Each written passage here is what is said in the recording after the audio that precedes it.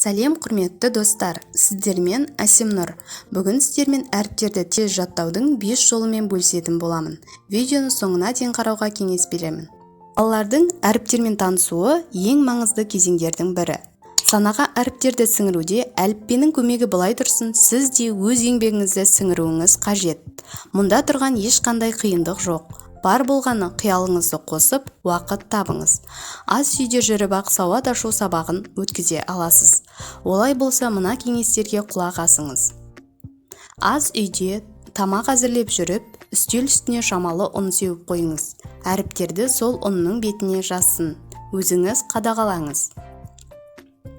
Құм үстінде ойнаған кезде топырақ беттеріне әріптер салыңыз. Балақай да сіздің әрекетіңізді қайталасын.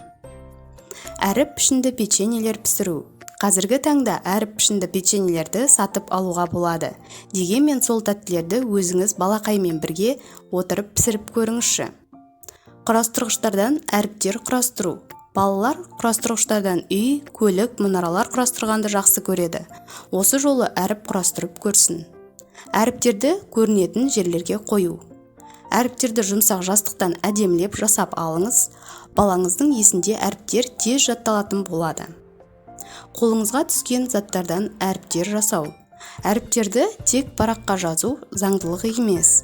Макарон, түйме, тас, жарма, шақпақанттан құрастырып жасасаңыздар болады. Ал сіз балақайға әріпті қалай үйретесіз? Өз тәжірибеңізбен бөлісе отырыңыз. Сіздермен болған Әсемнұр. Каналыма тіркеліп, лайк басып, комментарий қалдыруды ұмытпаңыздар.